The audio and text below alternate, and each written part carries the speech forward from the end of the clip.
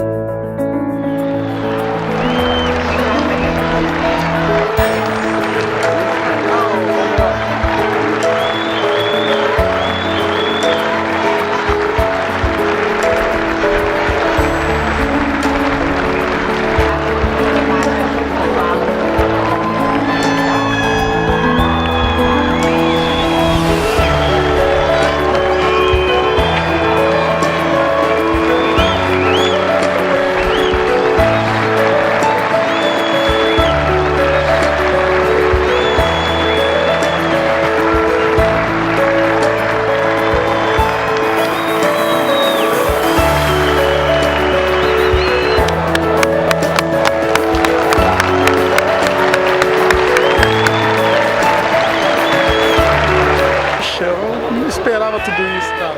Sinceramente, pelos 20 e poucos dias que ele tá aqui, eu achei que... Eu já sabia que ele tinha conquistado vocês, mas não imaginava essa grandeza, não imaginava que era tudo isso, entendeu?